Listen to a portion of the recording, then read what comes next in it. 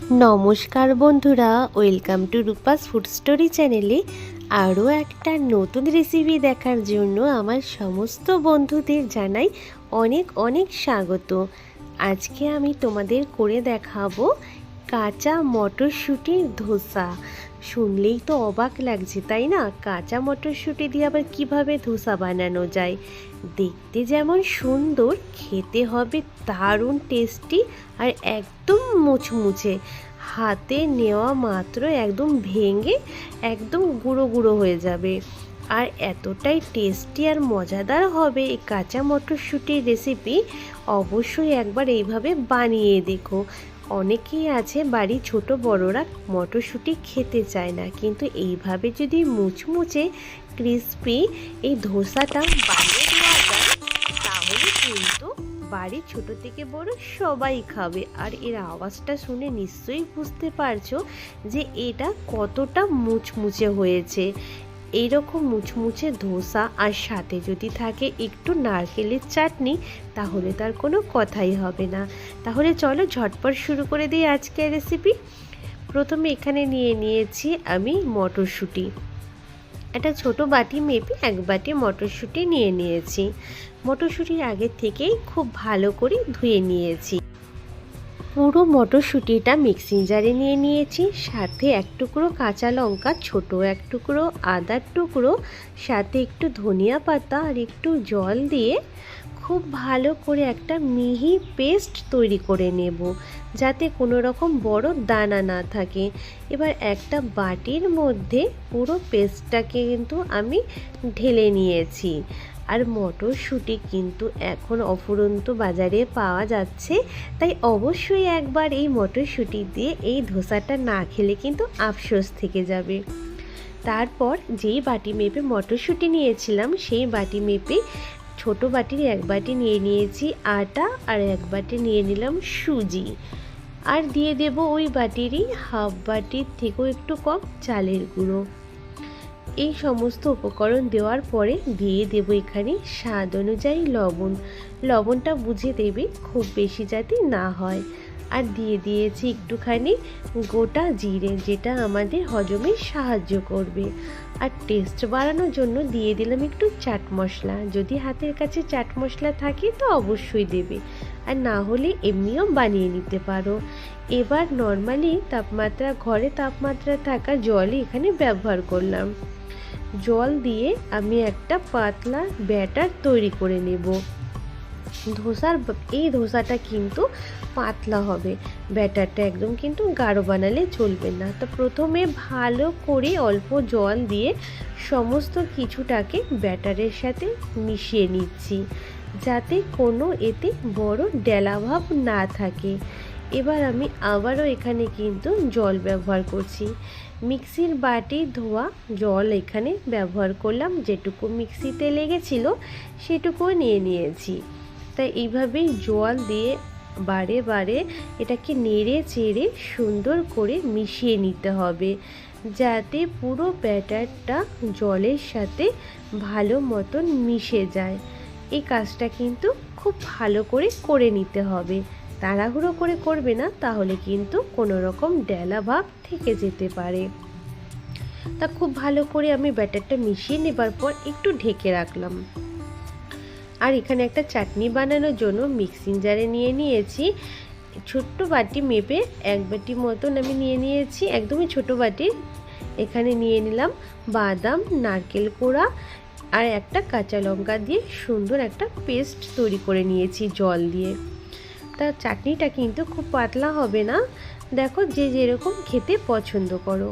আর একটা হাতার মধ্যে একটু সর্ষের তেল আর একটা শুকনো লঙ্কা, ভালো করে তেলটাকে গরম করে নেবার পর দিয়ে দিয়েছি ফোড়ন একটু কালো সর্ষে আর কারি পাতা। ব্যাস ফোড়নটা এভাবে দিয়ে দিতে হবে চাটনির মধ্যে। তারপর চামচ দিয়ে খুব ভালো করে একদম ঘুটানাটা করে একটু মিশিয়ে নিতে হবে।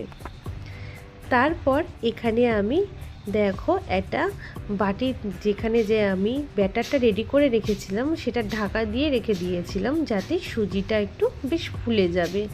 চাটনিটা রেডি করতে করতেই আমাদের সুজিটা এখানে বেশ সুন্দর ফুলে উঠেছে।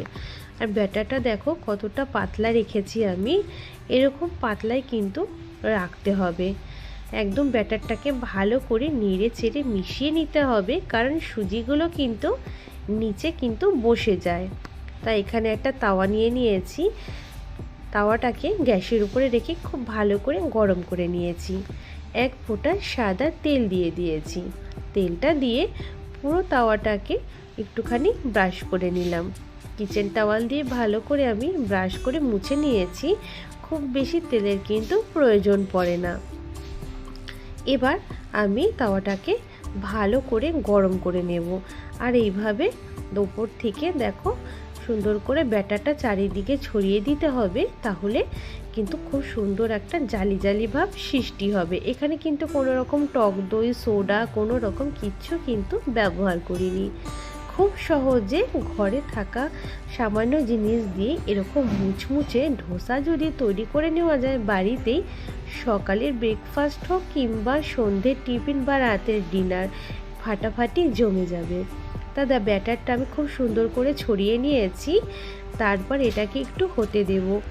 ওপরটা যখন সুন্দর একটু কালার চেঞ্জ হয়ে যাবে, তারপরে দেখো একটু শুকিয়ে আসবে ওপরটা, একটুখানি উপর থেকে আমি সাদা তেল দিয়ে দিয়েছি। তাতে কি হবে, নিচ থেকে ধোসাটা বেশ মুচমুচে তৈরি হবে। খুবই সামান্য তেল লাগে, বেশি তেলের প্রয়োজন পড়ে না। খুব সামান্য একটু তেল ওপর থেকে দিয়ে এইভাবে ওপরটা আমাদের মেখে দিতে হবে পুরোটা, বা তেলটাকে ছড়িয়ে দিতে হবে পুরো ধোসার মধ্যেই। কিন্তু আমি দেখো এই চামচের সাহায্যে কিন্তু তেলটাকে ছড়িয়ে দিচ্ছি, তাতে একদম কিন্তু আমাদের ধোসাটা মুচমুচে কুরকুরে একদম তৈরি হবে। এবার আমাদের এই ধোসাটাকে কিন্তু মিডিয়াম ফ্লেমে রেখে পুরো একদম নিচটা যাতে যতক্ষণ না একটা কালার চেঞ্জ হচ্ছে, একটু লালচে ভাব আসছে, ততক্ষণ পর্যন্ত এটাকে কিন্তু আমাদের কুক করে নিতে হবে বা রান্না করে নিতে হবে। কারণ মাঝখানে সব সময় এই তাপটা বেশি লাগে, যেহেতু ধোসাটা অনেকটাই বড় আর তাওয়াটাও বড়, তাই আমাদের তাওয়াটাকে একটু ঘুরিয়ে ঘুরিয়ে সব দিকটা ভালো করে ভেজে নিতে হবে। দেখো এইভাবে তাওয়াটাকে ঘুরিয়ে ঘুরিয়ে কিন্তু আমাদের এই পুরো নিচটা কিন্তু ভালো মতন যাতে তাপ পায় পুরো দিকটা থেকে, সেই দিকটা একটু খেয়াল রাখতে হবে। এইভাবে ঘুরিয়ে ঘুরিয়ে করলে কিন্তু দেখবে সব দিক থেকে সুন্দর কালার চলে এসছে, আর ধোসাটা দেখবে প্যানের থেকে কিন্তু বা তাওয়ার থেকে ছেড়েও যাবে। আর কত সহজে ভাজ করে নিলাম, দেখেই বোঝা যাচ্ছে যে এটা কতটা ক্রিস্পি হয়েছে। ঠিক একইভাবে আমি আরও একটা ধোসা তোমাদের তৈরি করে দেখাবো। তো ওই কিচেন টাওয়ালটা দিয়ে খুব ভালো করে মুছে নিলাম। দেখে বুঝতেই পারছো কোনো রকম কিন্তু তেলের ব্যবহার আর এখানে করলাম না। ব্যাস তাওয়াটাকে আবার একটু খুব ভালো করে গরম করে নিতে হবে। তাওয়াটা যখন গরম হয়ে যাবে, তারপর আবার কিন্তু ধোসার ব্যাটারটা আমি উপর থেকে এইভাবে দেখো ছড়িয়ে দিচ্ছি চারিদিকে, যাতে চারিদিক থেকে ধোসার ব্যাটারটা ছড়িয়ে যায়। মাঝখানটা কিন্তু এরকম ফাঁকা ফাঁকা থাকলে খুব সুন্দর একটা জালি জালি সৃষ্টি হবে, তাতে একটু ফাঁকা থাকলে কোনো অসুবিধে নেই। এবার আবার যখন উপরটা একটু শুকিয়ে আসবে, আবারও কিন্তু আমি 1 থেকে 1.5 চামচ মতন একটু তেল উপর থেকে দিয়ে সব দিকটাকে ভালো করে দিয়ে একটুখানি মিশিয়ে দেব। মিশিয়ে দেবার পর আবারও একইভাবে তাওয়াটাকে ঘুরিয়ে ঘুরিয়ে সেঁকে নেব, তাতে দেখো সব দিক থেকে সুন্দর ভাজা হবে। আর এরকম একটু হালকা লালচে ভাব হলেই বুঝতে হবে যে আমাদের ধোসাটা কতটা সুন্দর পারফেক্ট রেডি হয়েছে। সবগুলো ধোসা কিন্তু আমি একইভাবে বানিয়েছিলাম, তো আমি এখানে 3টে ধোসা প্লেটে সার্ভ করে নিয়েছি।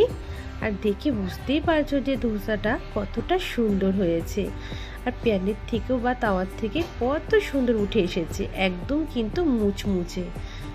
আর দেখো আমি তোমাদের কিন্তু একটা ধোসা কিন্তু ভেঙেও দেখিয়ে দেব, বা এটার আওয়াজ শুনিয়ে দেব যেটা কতটা মুচমুচে, আর দেখতেও কিন্তু কতটা সুন্দর হয়েছে। তাহলে মটরশুঁটি দিয়েও যে এত সুন্দর ধোসা বানানো যায়, আজকে সেই রেসিপি কিন্তু তোমাদের সাথে আমি শেয়ার করলাম। আশা করছি এই রেসিপি দেখার পর আমার বন্ধুরা অবশ্যই বানাবে।